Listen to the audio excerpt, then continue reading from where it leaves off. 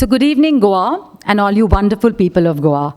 I mean, we are really, really delighted that you're here. We know today a lot of programs are happening. There's a Women's Day function, a CII function, a Rotary Club function, and yet you have honored the invitation of the Prabha Khaitan Foundation, and you're here this evening. That really shows that you're very supportive, and we'd really like to reach out and tell you that it means a lot to us. I'm Vaishali Joshi, the Ehsaas Woman of Goa, and I welcome you to a very special evening of the Write Circle. What is Write Circle? It's a platform which is organized by the Prabha Khaitan Foundation under many of its literature initiatives. It is birthed to bring together authors and readership of English literature and language in a close, engaging, and informal setting. The sessions are structured around the life and works of the author, followed by an interaction with the audience.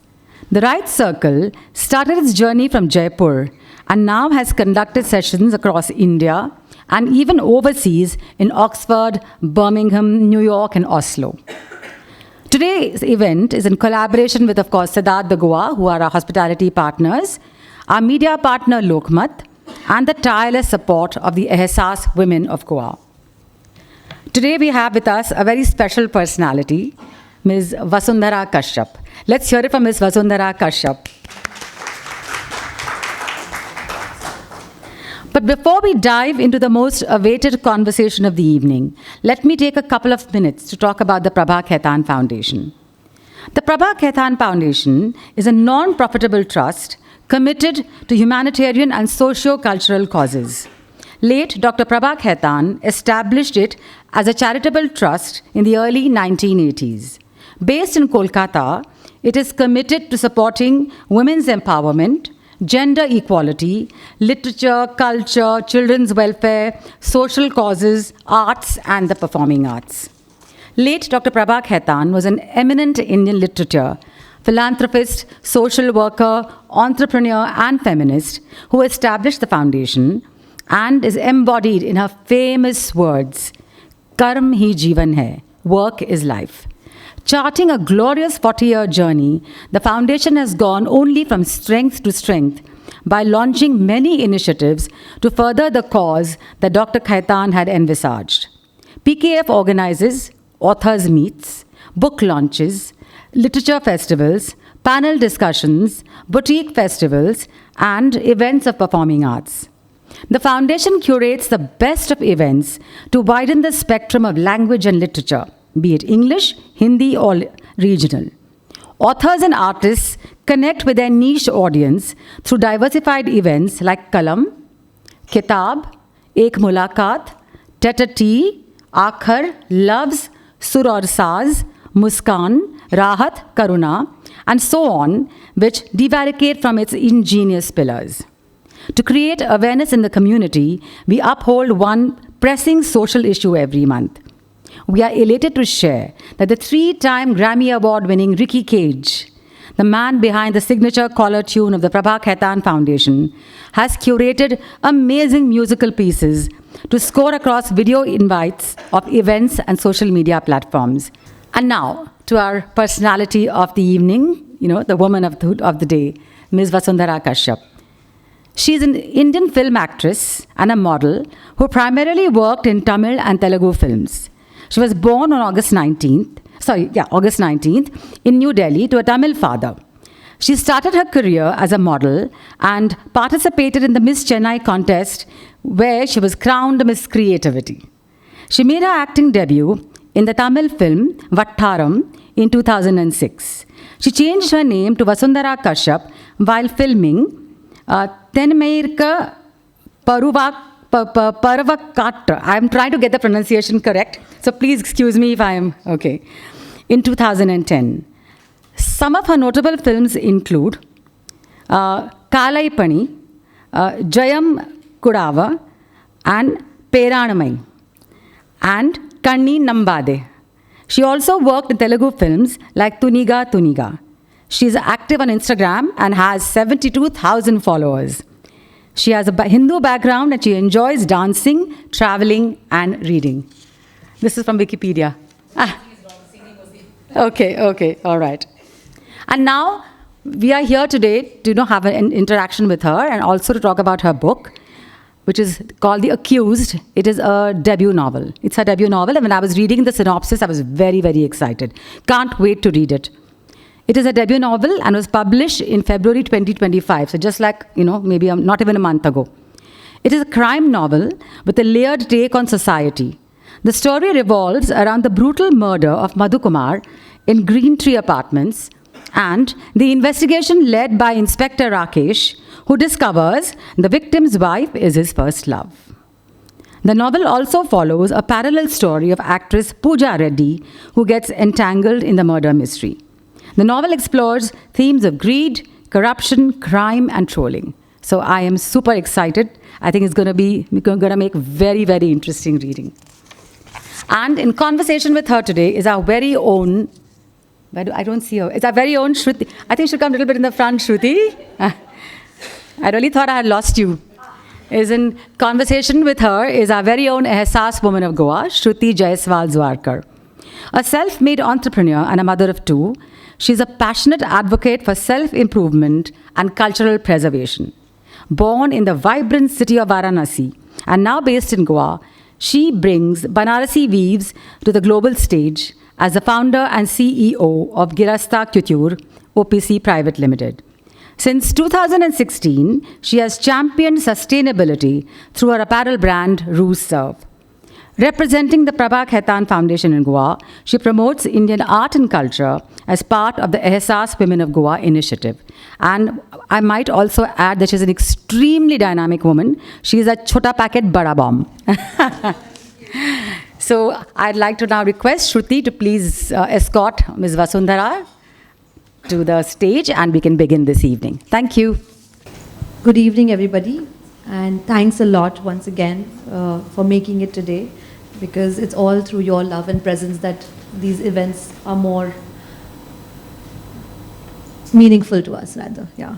So thanks, Vasundhara, for making it today. Thank you for inviting me and having me here. Yes. I really am very excited to be here. Likewise. So usually we have a very whenever I have done interviews, I have a very cliched format where I ask about childhood, and that's what I told you. But I want to change. While I was sitting behind, I was just going through it, and I said that might as well change the format a little bit, and let's make it more quirky and fun, so that we can get more candid with each other. That sounds fun. And also maybe the audience, the audience will also get to see the real side of you, because while I was talking to her today, before you all came in, I realized that and yesterday she was in Nagpur for another event, and that lady messaged me. I asked her that how is she, because I was very nervous.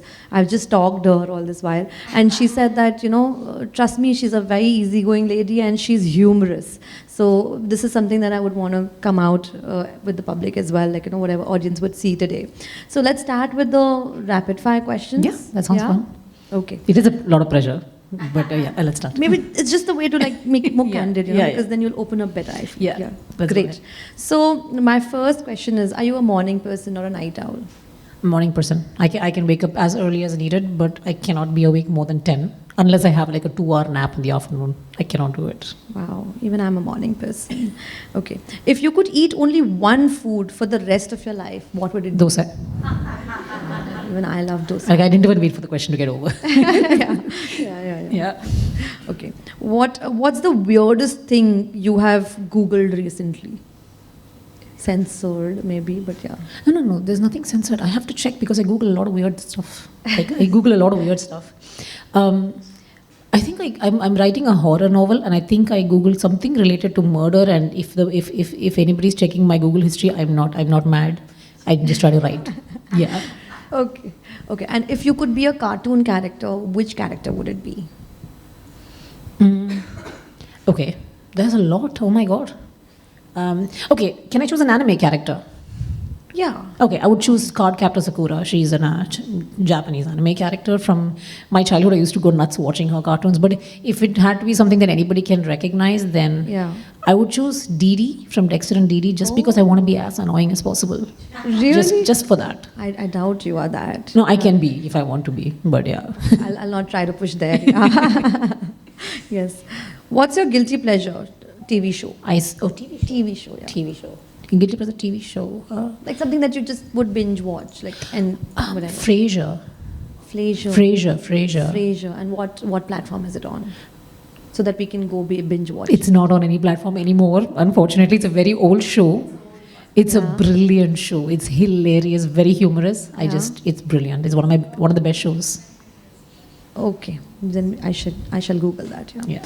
What's the most ridiculous thing you have ever done on a date? On a date? Oh my God, yes. I remember I had a date with somebody who was a fan of an actor, and I made the horrible mistake of telling him that I like a different actor. I had a 45-minute lecture when food was just cooling. I excused myself, said that I was going to the restroom, got out, took an auto and left. I mean, there's fans and there's fans, like, oh my God. I got a lecture about how I have no taste because I didn't understand his eyebrow movement in one line in one song. Wow. So I was like, okay, I don't think I can live with this. No, not even for like an hour. No. I'm glad you did. And I gave up pesto pasta for that. So yeah, that's saying a lot. Yeah. But it's worth it for sure. Yeah, dealing 45 minutes is a long time you dealt already. Right? Yeah. And the worst part is he's very calm. He's like a very big part of my friend's circle. So every time I saw him, I was like. Yeah, lesson for the ones who are dating. Always pick a restaurant with the restrooms near the door. Yes. So, okay, what's the worst fashion trend that you have ever followed? Skinny jeans. Yeah. Like, I look like a Dorito. Like, what is that? No, I don't like them. Okay. Two more, okay? Yeah. Not more than this. If animals could talk, which one would be your favorite? Who could talk? My favorite. Not pigeons, I'm sure. No, absolutely not. And no, I would want to know why they're harassing us. But if animals could talk, what would be my favorite? There's this buffalo in my street. This one particular buffalo. Okay. It always chills outside my gate. Only on the days when I have to come back and park late. It doesn't annoy me. It's very sweet. Guardian that you have. Yeah, and then it just moves and gets up slowly, ambles away, and like it doesn't. But I just want to know why. How does it know? Like, does it know, or is it just like, okay, that giant orange car is not there, so I'm cool now? Read about soul animals. There's some soul animals. Everybody has a soul animal. Mine is a buffalo. Yeah. Okay, cool. Very. I understand. Yeah. Yeah, that was my nickname, and his mom was angry with me. So yeah. Okay, this one is. What's your go-to dance move at a party? Playing video games on my phone in the bathroom. I don't dance. Really? I don't dance. I'm a horrible dancer. What? I'm a horrible dancer. There's a reason that I choose the kind of films that I do, which are more arty and less dancey. So yeah, no, I cannot dance for the life of me. I do it like I do Zumba class. There is zero grace. Okay. Yeah. Okay. I thought I'll be ending with a dance move, but then since it's not happening, I'll ask one more question. Yeah, go ahead. Okay. So if you could switch lives with any celebrity for a day, which one would it be? Any celebrity, anywhere in the world, no matter what, not necessarily acting, anything. Oh, any celebrity. Huh. Okay, this is a little. There's too many options. Thor. I'd like to look like physically really fit once. Like who's the actor? Chris Hemsworth. Thank you. Yeah, him. Yes. I like to have abs once in a while. So just for just for the abs. Just for the abs. Okay. Yeah. Yeah. I'm sure that is. I'm never going to get it. I like cake too much.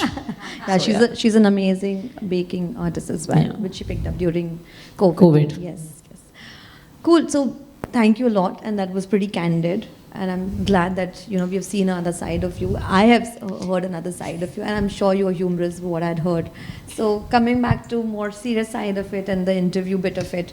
So let's start with your early childhood. You were born in Delhi, and then you moved places, many places that you mentioned because your mom had a transferable job. So I wanted to understand, how does moving from places to places during your early childhood evolves your relationships as a child, and also when you grow up, do you end up having qualms about having long-term relationships or being at a particular place for a long time? It does affect me both positively and negatively. The thing that I really like is that I'm very easily adaptable to change, having been forced to get used to it as a child. I don't get emotionally attached to too many things because, again, you have to give it up and move on. And I'm also very good at easily talking to pretty much anybody. As long as I know the language, I can communicate and I can get along with them. That's the positive side of it. The negative side of it is that everybody has those bum chums, those chuddy buddies. I don't have that, which is a little hard when you think about it long term, because when I see my friends get married or do anything, they're like, oh, this person is like my bridesmaid and this person is my maid of honor. And I'm like, I have to get a registered marriage whether I want to or not. No, I mean, I want to, but it's just that those little things where you feel like, okay, do or die, who's my person? It's my family, but there's no friend who's my do or die, which is a little sad, but it's also okay. I mean, having a family, thick Yeah. family is also a beautiful thing. It's a beautiful thing, but also you do not know what you're missing, because if I don't have it, so I only see it, so Yeah. it is a little sad, but there's a lot of positives. Yes, true. And does it does it help in a way, like you said that you're not attached to many things, but do you want a more stable one place kind of a life, or you would want to keep moving all your life and you want to keep exploring different territories? I wouldn't want to keep moving and exploring. I would always want some place to come back to. I would want those roots. Yeah. But I have not yet found a place where it felt like it was mine. So when I find it, maybe. But I think that it would be a little boring to not leave a place ever. So, I mean, this is a huge world, and what am I going to live, 70? I have another 35 years to explore, so. Great. Yeah. So, my second question is that how did modeling happen to you, and what was it something that you always wanted to do as a child? Was it something you were pushed to? How did this happen? Like, how did modeling happen? And at what age did it happen? See, I wanted to be a spy as a child because of Spy Kids, the movie. So no, I didn't want to model. Yeah. But modeling happened completely by accident. It happened because I wanted to study fashion designing because of Archie comics. Oh. So I wanted to study fashion designing, and because I've always been interested in crafts and sewing and stuff, and my family was also doing a lot of that. They encouraged me when they saw a ad in a paper for Miss Chennai, the Miss Chennai competition. They realized that. So my family are like, there's a word in Tamil called padips. It means somebody who's like a front bencher getting first rank, teacher's pet, like that. That's my family. I'm not it.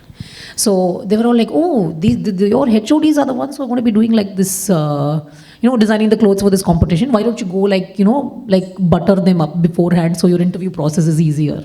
So I did that.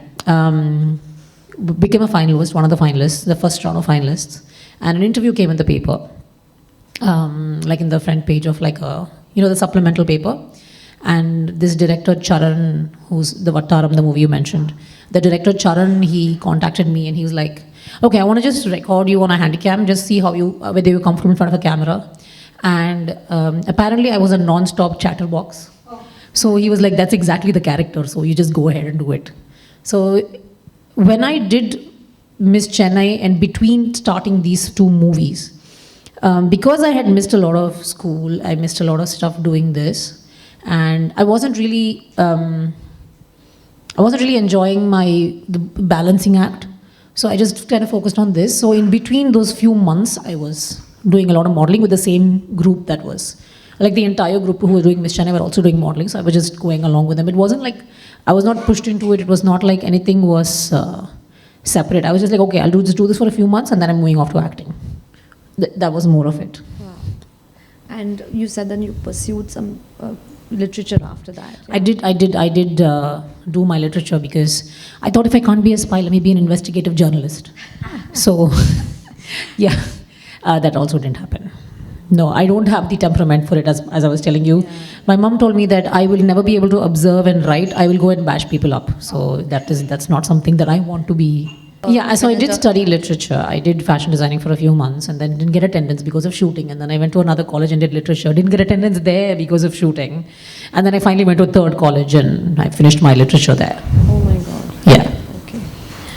So And the last question that I have for your childhood is that you mentioned that your mom is a single mom, and you grew up shifting bases as well. So I want to understand how does that create a narrative for you for relationships, for marriage, as of Vasundhara of today? I don't really feel like I quite believe in marriage. And I feel like it's not really something that women particularly win when they do. They don't really get the better end of the deal. Unless, of course, you have a wonderful husband. I have seen fantastic marriages. But the fact that I can mention a few fantastic marriages kind of says a bit about the ratio of good marriages. And I also feel like, especially in a country like India, I feel like there's so much push to get married that we don't really wait for the right time, right guy. We kind of wait for the right age and then pick whoever's least awful. Yeah, so, yeah, sorry, that sounds bad, but unfortunately it's true. So both men and women, the one that they can tolerate the most, they end up choosing that person. Not being a feminist here, guys. Yeah, we support everybody. Yeah. No, so I don't, and the upside is my family doesn't quite believe in marriage at a particular age either. So they're very cool with me not settling down. But as for how it has changed my outlook, being raised by a single mom, it really ticks me off a lot when a lot of people, especially online, are like, oh, you have to, the typical Indian mom memes. And I'm like, it's not just about mom. I feel like in general, our parents don't screw us up because they want to. I feel like our parents do the best job they know how. And I feel like it is up to us to appreciate it and communicate with them, because we are the next generation and we are more in touch with our feelings because we've had the privilege and the familial support to get in touch with our feelings. So the way we communicate is on us. The onus is on us. They were taught to put away the emotions and focus on succeeding. We were taught to embrace our emotions. So I feel like my mom in particular, she's always been she'll come at the end of the day and tell me to tell her everything about my day, good or bad. And the thing that she did was, you can tell me anything and you won't get into trouble. So I feel like a lot of single moms, single parents do that because it's the best way to ensure that their child is safe. And the thing that my mom taught me is that if your child cannot come to you and tell you anything, then you failed as a parent. And I don't know if that would have been the same outlook that we had if it had been if there had been, So I feel like as a single parent, she's communicated in a way to me that makes us very close. And she is, there's a lot of internalized misogyny and patriarchy in a lot of people, and I find that I have about 0% of that. Like, there are a lot of jokes that say, there's a joke that comes across, okay, so a boy has had an accident while he was on a drive with his father, and he goes to the hospital, and the surgeon is like, I can't operate because that's my son. How is that possible? A lot of people couldn't figure out it was the mom, but that was the first answer that came to me, like, it's the mom. What kind of question is that? But that was actually a trending topic on like Instagram for a while, and I was like, why are people having trouble figuring out this answer? So for me, rather than saying feminism is an automatic emotion, rather than saying feminism is something I have to train myself to do, for me it is not feminism, it is automatic. Yeah. So I'm like, okay, that's a very good benefit for me from that aspect. Yeah. Great, that's a beautiful perspective. Very serious answer. Yeah, but it's a perspective that is also important because a lot of people today, be it a man or a woman, are not choosing to get married and trying to figure out other ways of it, So it's a beautiful perspective of putting it down from you, because a lot of single parents as well, coming out of no marriages, people are just freezing their eggs and things like that. So, you are a beautiful example of it, that, you can come out beautifully, emotionally strong, even if you're raised independently by a single parent. So thank you for that. Now coming to your book, the book Accused, it's your first book. We all know and heard that you wanted to be a spy, but a first strong book with such a strong subject of murder, greed, scandals, and everything that can possibly be like all mystery and something that people would love to get hooked onto. How did you come up with this as like your first book title? Like, what was the narrative for it? Like, how did it come to you? What was your channel? The book title was, for me, it was rather than coming up with it, it came to me. Because I feel like for example, when you watch the news, even if you watch local news, let's even forget about the news. Let's just say something has happened in your neighborhood or in your school. And the first thing everybody who is not involved in it does is accuse somebody or the other of something. Yeah. Like, that's their pastime. I'm like, if you're bored today, let's talk shit about somebody. Sorry for the language. But my book has a lot of it. But for me, it was like the word that in the thing, why you're accusing me of this, you do not know what happened. So the person who is constantly accused of something or the other, when the entire group of people decide on what is the most juicy narrative, they come up with that one person who has got to be the person who's in the wrong, who probably wasn't even in town that day. Yeah. So I feel like that person becomes the accused. Yeah. And there's no other way of looking at it. Even if they did nothing wrong, that's their title now. Yeah. They are the ones who did something wrong. Yeah. So I felt like, yeah, the accused, but is it? That was the idea behind the title. The title is accused, and that's a beautiful story behind it. And the genre, how did you come up with this genre? It's my favorite genre to read. I enjoy a good thrill. I grew up on Agatha Christie and Perry Mason and Hercule Poirot and a lot of like Lee Child and Sidney Sheldon and a lot of these more crime, murder, whatever stories. But for me, I wanted something that was a little fast-paced and juicy from an Indian perspective when I was younger, and I never had that. It was always either literary fiction, which I love, or feel-good, family-friendly stories with social messages. And that's very boring. It's like the stories we listen to from our grandparents. Like, at the end of this, there's a moral story. I'm like, I don't want the moral story. I want the fun story. So for me, it was more like I was craving something like that from an Indian audience, from an Indian author, in an Indian setting. And while it is there now, I still wanted to do it when I was young. So I thought that, okay, there's so much stuff that we see in the news. There's so much macabre we see in the news. But what if nothing that's actually what has come on the news is what happened? Like nothing is true. What if nothing is true? Which happens. A lot of times it happens, yeah. So I was just thinking, okay, so let's take this gossip and let's take that. And what if nothing is true, but everything becomes true because of people talking about it? Yeah. That was where I got the idea from, a crime thriller where it's not about who done it because you know who done it. Yes. But more of why, how, when, what's happening.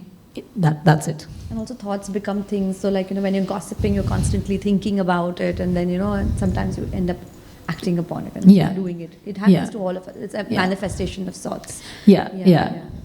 So do you plan to write the genre of mystery and murder, or do you plan to write in other genres as well? I like change a lot. Yeah. So I will be exploring other genres. The one I'm writing right now, the next story that I'm writing, but so if this is successful, there'll be a second book in this. If I'm hoping that there'll be a second continuation to the story, to the character, not the story. But I am also writing a horror novel. Wow. Which is there are no ghosts involved, but it's just horrifying in a different way. Again, a very commentary on society kind of way. Okay. So you like to pick up strong subjects and which are very in trend, or like, things like that. So this is what you've been working on. Rather than saying I like to pick strong subjects, I can't stop thinking about certain subjects, and then they become the core of your... and I can't stop thinking about it, so I have to do something about it. So it's not like I'm looking for a subject saying, okay, this is a good topic. No, I'm just, okay, I can't stop thinking about it now, so I have to do something about it. So hopefully I don't procrastinate for years like I did with this. Yeah. You did? So how? Oh, a lot. I started the first version in 2016. 16. And then I gave it up. And then I did it again in 2018 sometime, and then I gave it up. And then during lockdown, I took up a corporate job because I didn't want to go out and shoot and risk my family's health because they're all senior citizens. Yeah. I was so frustrated at having to sit in front of a computer all day and wait for someone else to do their job so I could finish mine, that I think the murder part was inspired by that. I said this yesterday as well. I was like, I couldn't do anything about the people who were delaying my job, so I'm like, okay, let me kill this character instead. Yeah, I think that's what happened. Yeah. Yeah. Great. Okay. I hope I haven't bothered you in the wrong ways. Okay. So we've heard about cinema, we've heard about, your acting, and we've heard about your modeling, your writing. I mean, there's so many feathers to your cap. But we also know that you're a fitness enthusiast. So how did that, and you're very young, so how did that come up in your life, and how did you start working towards fitness? Was it a childhood thing? Was it something that you picked up during COVID?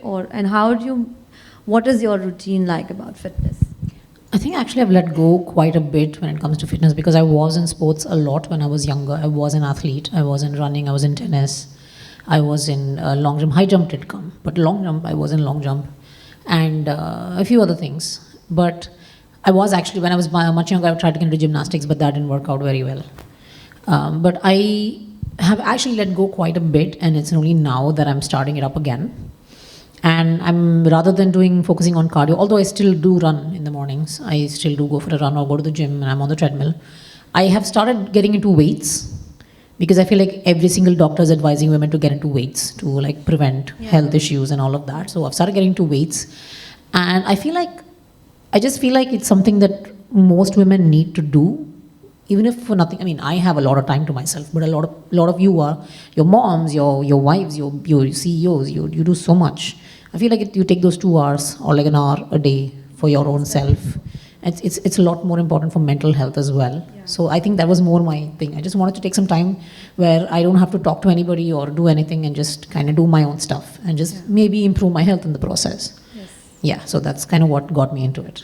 And a lot of times we as women start putting our health at the back step of it, because we say that we are moms and we are wives, or we are CEOs, or we are doing this and that. But I believe when your cup is empty, you can't fill someone else's. Yeah. So if you are a mother, if you are a wife, you need to fill your cup first, so that you can pour that love out to others, and that makes it more important. Not that you are also filling too many roles. I completely agree with you, because I feel like, I am sure that a lot of you here are moms, and I feel like rather than sacrificing everything about yourself for your child, the best gift you can give your child is you living a long, healthy life.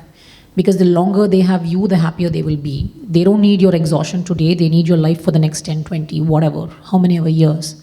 So you don't have to exhaust yourself. Like, I feel like mothers need to stop exhausting themselves and focus on themselves, because I want to see my mom happy. Yeah. I don't want her to make me happy and be tired. I want to see her happy. I want her to go traveling, go chill with her friends, do all that stuff, work out, do all that. But more moms need to do that. I think the narrative in India is that you produce a child, you give them education, you make sure they get married, you make sure they have kids, and then you take care of the kids. But that shouldn't be the case, and it's a psychological thing also, that kids need you till emotionally, they need you till the age of 13, and physically they need you till the age of 23, and after that your existence is just like a support, you're there, but they don't, if you're gone, they won't, there will be nothing impactful happening. But that's a sad reality, but yes. No, it doesn't have to be reality. Yeah. I mean, you are not just a mom, you are your own person. You're yourself, yes. Like, you have so many interests, so many talents. Like my mom loves jigsaw puzzles. She can do crosswords like that. Wow. Like, she is a mad Sudoku fan, and she does everything with a pen, and she doesn't make mistakes. So I am very envious of that. I cannot do that. I'll be like, where's my eraser? Where's my eraser? So, everybody has so many different talents and interests and hobbies, and they should not just be like, okay, I'm a child now, okay, I'm an employee now, okay, I'm a wife now, okay, I'm a mom now, okay, I'm a grandma now. No, but you are you. Yeah. I feel like for their own mental health, they need to. Exactly. More than anything else. So, like we spoke about so many topics, and also your films, like you said, you do a lot of art films, and you have strong women-centric ideas about women. So do you think it's your responsibility, like you said, you want to write books or the subjects which you cannot stop thinking about? Yeah. So do you also want to work in films where you want to narrate a story where you feel that you're responsible for doing something about the women narrative that is being taken ahead in your industry? I feel like it should be done in a way that's not detectable. Like, it shouldn't be obvious. Yeah. I don't want to be like, oh, I'm making a Moral female-centric policing. movie. Yeah. I'm making a movie. Yeah. I don't want that to be a female-centric movie and a movie. I just want that to be a movie where the lead happens to be a woman. I feel like that's something that people, oh no, they say, when I get calls, I'm just going to say this in Tamil, I'll translate for you. Yeah. Like, madam, in the role, madam, or a female-oriented role, madam. I'm like, every role with a woman in it is a female-oriented role. I don't get the point of that. Yeah, like a boss lady. Why do you have to put lady there? Or like actress, that word actress, that, it should be an actor. If you saw my account, it says actor. Yeah. And everybody's like, wait, what? That's for a guy. I'm like, no, that's not. No, it's a Don't gender yeah. everything. Yeah. It doesn't have to be gendered. It's a construct. So let's not gender everything. At least not these. Yes. So I feel like if I do want to get into direction. Fingers crossed, one day I have the luck and the privilege to be able to do it.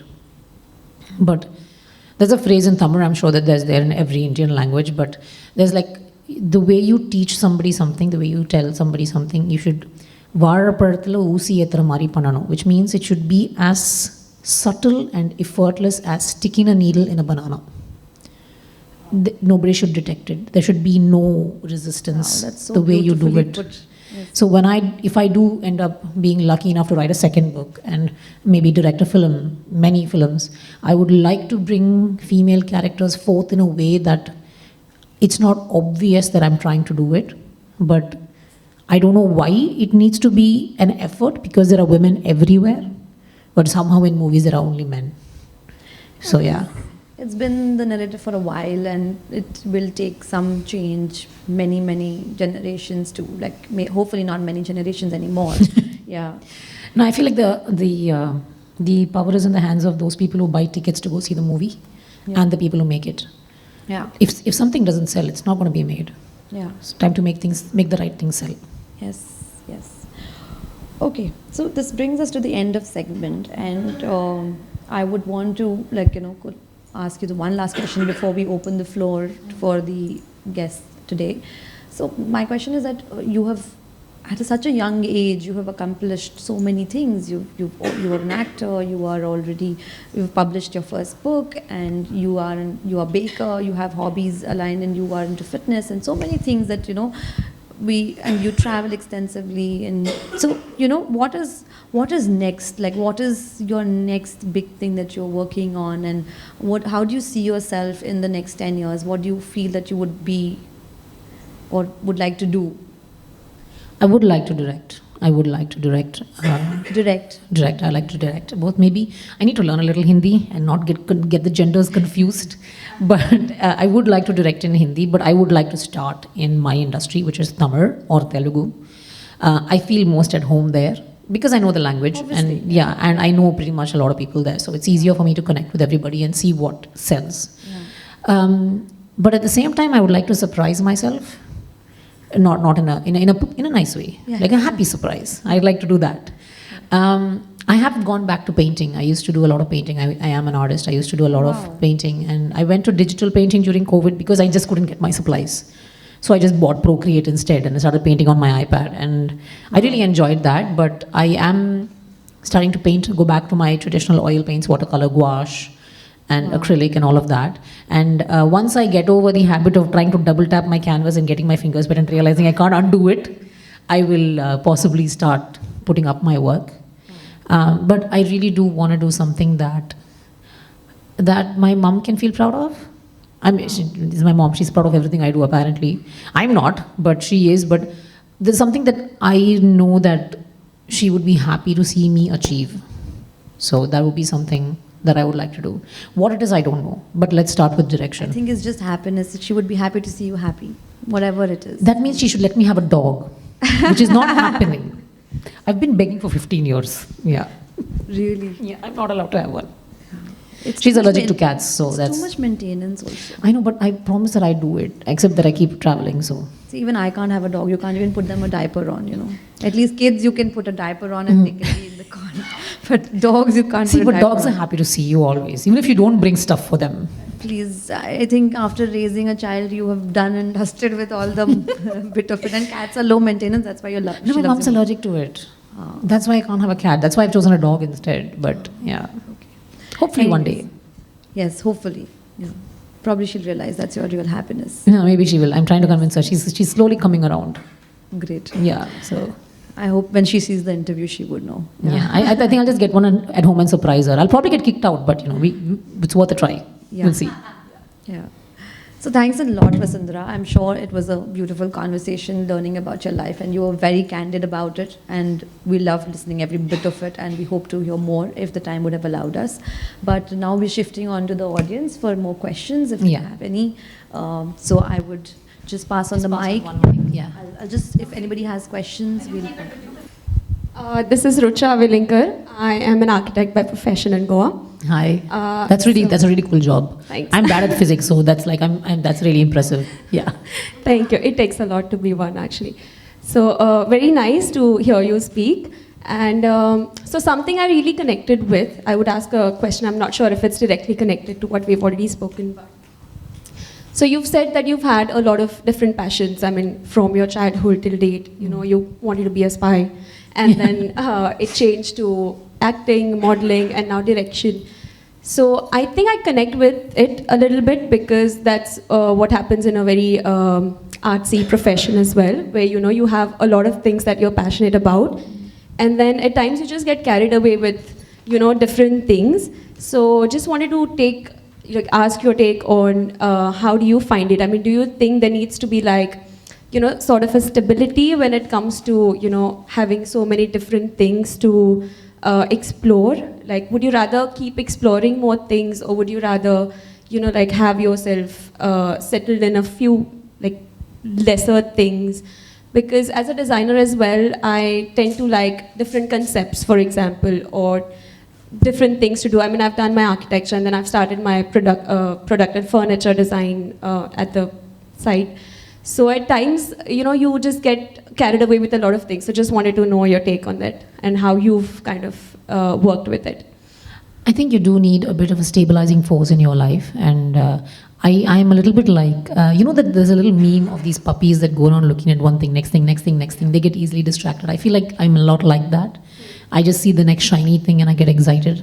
Thankfully, my mom whacks me on the head when I do that. So I usually get a grab of a ear and twist and say, first finish that project. So I have that happen. But on the upside, she's also so supportive of every single thing that I think of doing that I actually end up listening to her, because I know that she's not doing it to control me. I know that she's doing it to make sure that I finish what I started, because it has potential. So I don't think you need a stabilizing force. But at the same time, I feel like the beauty of being in a creative field is that you get to do everything you want to do, rather than sit in. Sorry to anybody who's in a corporate field, but I cannot look at another Excel sheet. This was just 4 months of my life that I can never get back. So it's just something that other professions don't get to do. So I feel like that's the best part of being in a creative field, and I would embrace the heck out of it. Thank you. That's actually a nice question. Thank you for that. I am Namita, and I'm a journalist. Oh, wow. Hi. Yeah. And first of all, I like to congratulate you that in a very young age you have wrote a book, which is not a easy task. Thank you. Many congratulations. Thank you very much. So you said that you are raised by a single parent. You're a single mom, yeah. Yeah.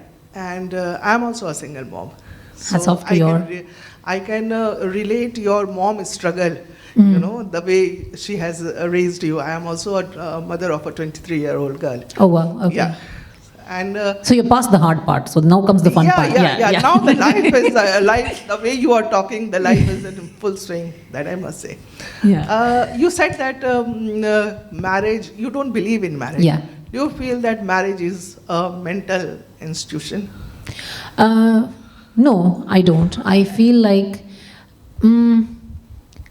I honestly feel like marriage is something that it made a lot of sense many, many years ago.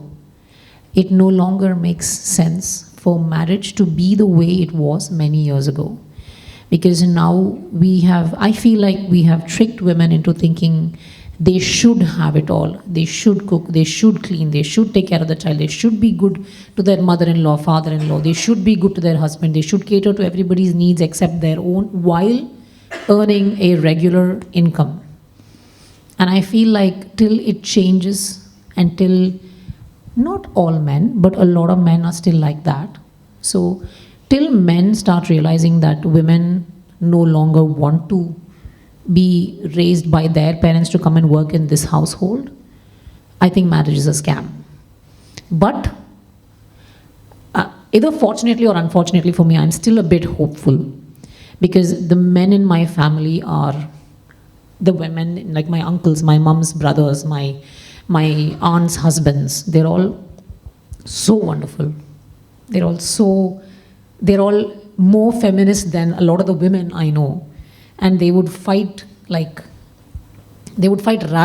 Like, they would fight to a point of, you cannot argue with them and say, if you say that, okay, my daughter cannot go out beyond a certain time, they'll be like, why? Your son shouldn't go. Treat them equally, only then they'll be brave. They have that concept. So because of knowing men like that so well, I still have a little bit of hope that marriage may not be, bad. But till in general, we start accepting that we don't have to do it all because it's a burden on us. That there should be, it's like if there's a man and a woman in a marriage, it's your house too. You also should cook. You also should clean. It's your children too. You're not babysitting them for 1 hour. You're taking care of your child. You're not, shouldn't be surprising that you go to a parent-teacher meeting because you are the father. Till all that happens, I feel like marriage is not as beneficial to women as it is to men. Of course, there are a lot of women who are, we've been watching. It's bad, but I feel like till it changes globally, then men and women are both not equally safe in a marriage. Like, I feel that there's too much pressure on men also to be like huge earners and do all of that. At the same time, there's a lot of pressure on women as well.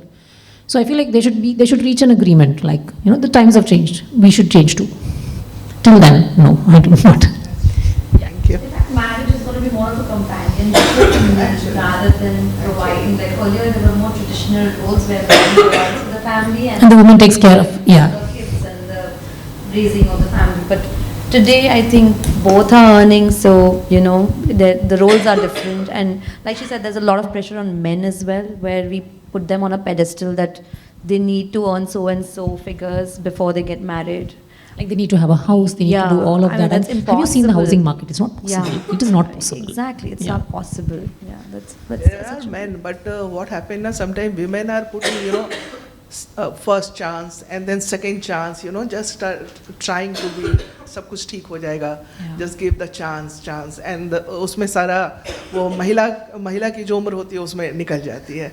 So I feel like when we set boundaries, it's our job to enforce them. Yeah. So if we say, this is my limit, you cannot cross this limit, we cannot say, I'll give you another chance, because then it's no longer a boundary. Yeah. It's just a warning. It's just an orange signal. And leopards don't change spots, so we should remember that. Yeah, so if I say, if you do this, I'm out, the moment that's done, I should be out. That's on me to uphold that boundary. So rather than saying next chance, no. One strike out, bye-bye. That should be it. She left the pesto, you remember? I know, I left pesto pasta, dude. Like, no. 45 minutes was the timeline given, so yeah. Very famous writer has, Cidade has written a book, A Spouse, and she has written there, give a second chance. And after reading that book, I gave my second chance and wasted 10 years. Yeah. No, that's a sunken cost fallacy. That's a thing that's online nowadays. You shouldn't give, just because you spend 1 year with someone doesn't mean you should give up the rest of your life to recover that 1 year. Tata bol ke jao, that's it. Nice knowing you, bro, bye. Don't invest in stock markets then. Yeah. Great. Any more questions, anybody? Yeah, we have another one there. Ruta. I cannot throw the mic.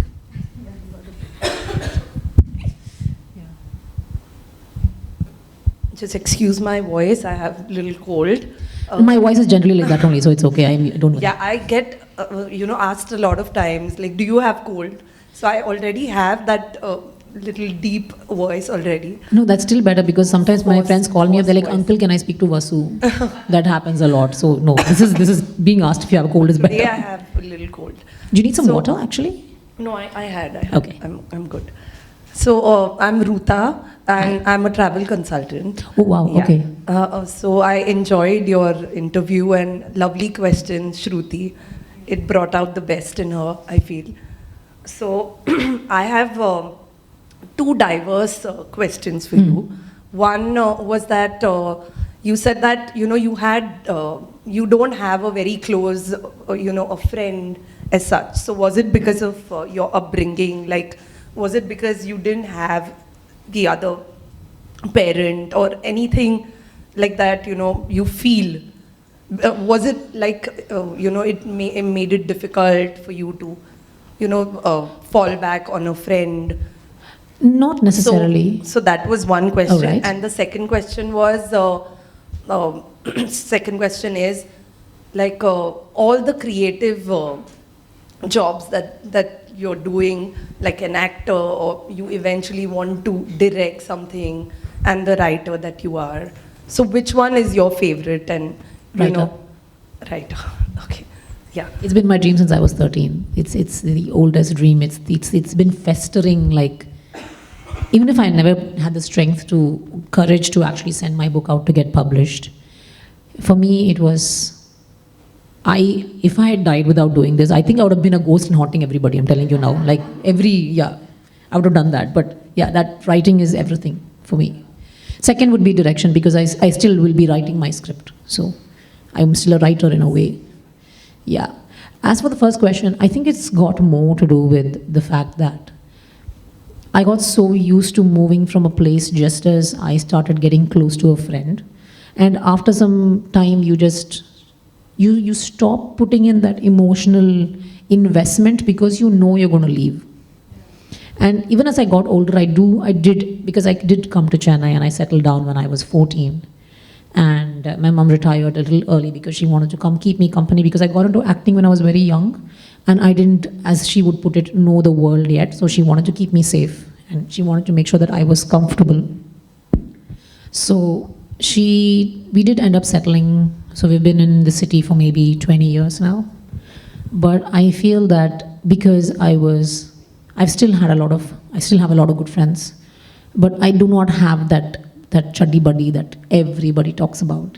That person who knows you from childhood, knows all the stupid things you've done and still loves you for it, despite it, because of it, everything. Like all the little crimes that you do together as kids. I don't have that in anybody except my cousins.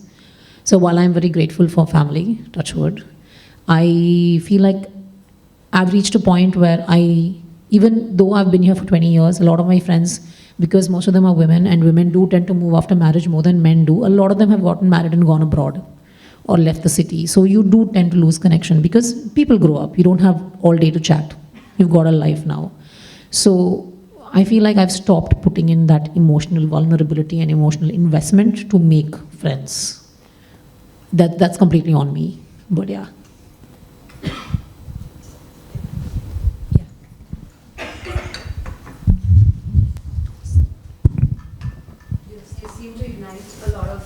No, I was just thinking maybe toss it, but I was like, I was always bad at short put solo. I'm Preetham, I'm a doctor. Oh, and I'm a very old-fashioned person because I really believe in marriage. Maybe in Goa it's a bit different because men are maybe raised differently. We don't have that typical concept of marriage and you do the cooking and I will do the... things are changing even on television. So Yeah. as we see, generally the new generation, there's this big fear of responsibility. So there is always this talk, oh, I don't want to get married. Definitely I don't want to have kids. And I find it a bit shocking. Like I said, I'm very old-fashioned. Yes. You could put me in a museum after a few years, but that's me. Very young, by the way. Yeah, I can see. And I'm probably a bit lucky as well because me and my husband, we just stay like friends. We don't give too much importance to the concept of husband-wife. As when you have a particular role, I have a particular. We just try to give friendship a lot of importance. Like even as we treat our friends, we believe more in companionship and having a good time rather than trying to think, oh, you did this for me, tumne ye kyun nahi kiya, WhatsApp messages, that kind of thing. So you have your own thought process and I'm not saying you're wrong, but that's me. So just one question, since you are into writing books, if you had to write a fictional book, not about marriage, about the future of the society without marriage, like recently we had this thing about live-in marriages, And in Rajasthan, apparently the government was coming out about a legal bill about how they had to register the live-in relationship before they actually, to reduce the sort of crime in the society. So maybe that's what it does, protects women also from wrongdoings, isn't it? In a being way, victims, in a way. yeah. Marriage has its own things, but in general, overall, it protects from crime. So what would your fictional book include? What kind of society? No marriage in a society where women are safe and women are respected. What do you imagine? Have you ever had any thoughts on that? That's actually an interesting concept. It would be a really good book. I may have to credit you for the idea. I stole the idea from this person with permission. I'm going to take copyrights for that. But just thinking off the top of my head, I feel like that would be. So there are a lot of tribes in Africa where they are matrilineal, where they have a one, like matriarch. In India as well. Yeah, but there are no in the East. Yes, hopefully that doesn't change. It seems to be changing. I'm very sad about that. I feel like we should leave them the hell alone. They're too strong. Yeah. So Kerala used to be matrilineal. It is no longer like that. So I feel like there are tribes in Africa, and there are wonderful tribal leaders in Africa, women, who live a separatist life. They do not allow men beyond a certain age to live in their tribes. And I was reading an article, I was watching a documentary online, I was reading an article about it, multiple articles about it. I actually started reading it because there's this book called The Power by Naomi Alderman. I'm not sure if any of you have read it, but it is one of the most brilliant books that I have read. And it is a post-apocalyptic universe where women get a certain power that makes them stronger than men, and what happens as a consequence of that. So for me, I feel like it would be a separatist society, and I do think it would be quite the opposite of a dystopia. But that's just my point of view. I feel like as time goes by, we expect men and women to come to better understanding, but it feels like we're too busy protecting ourselves and refusing to acknowledge each other and understand each other. And instead of empathizing with each other and trying to make the world a better place for each other, we constantly seem to be attacking each other. And till that stops, I think it would be a utopia for that to happen. But as of now, we are living in a dystopia. So, and I don't not believe in marriage. I don't want to get married because the men I have seen in my family have set the standard so high that it's a little hard to find someone as good as I want. So, and I feel like till I achieve a certain level of whatever it is that I see myself being, I cannot with confidence demand what I want from my husband, my future husband. So till I reach the level I want, I cannot make demands because I do believe in I am a feminist, I do believe in equality. But I don't believe in marriage with the kind of men that I have met. Maybe there are good men like the men in my family, and if that is the case, maybe I will get married one day. Who knows?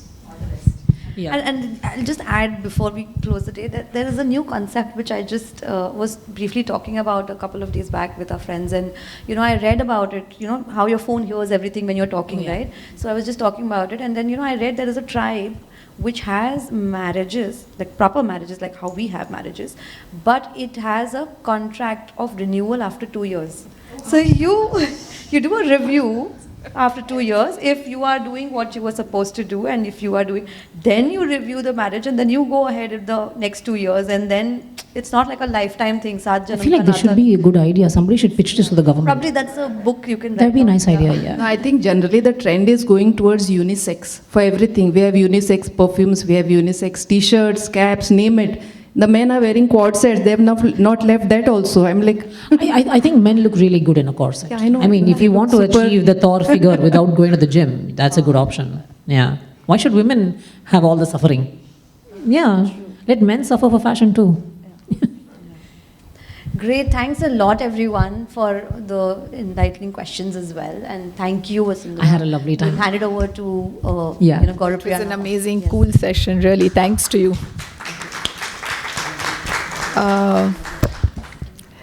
I, Gaurapriya Pai Kane, Ehsaas Women of Goa, express a heartfelt gratitude to our esteemed guest author, Vasundhara, for gracing us with her presence today and giving us such an engaging and insightful session. Thank you.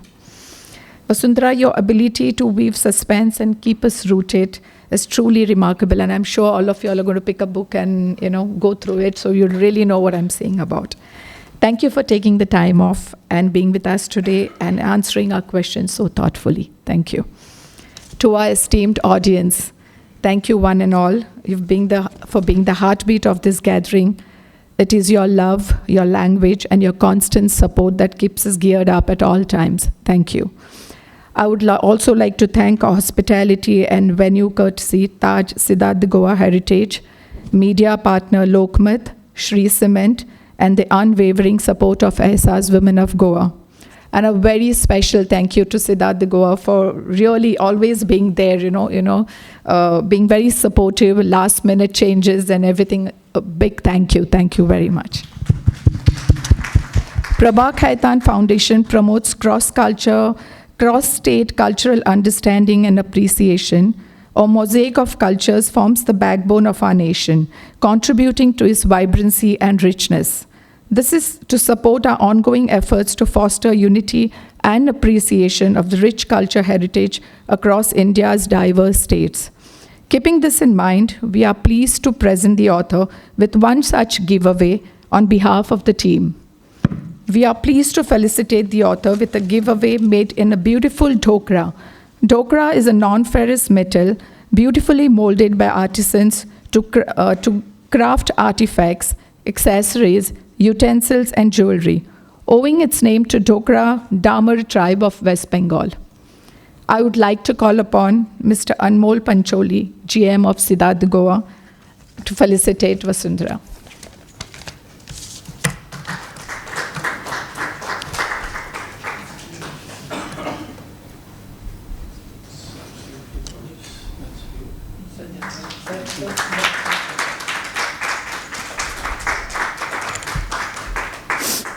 Thank you one and all, and a very good night. Hope to see you for our forthcoming events, and we shall keep you all updated on our WhatsApp group. And before you leave, please take a complimentary copy signed by Vasundhara. Thank you. Thank you so much for having me. I had an absolutely lovely time, and thank you, Shruti. I really enjoyed my conversation with you. I really did.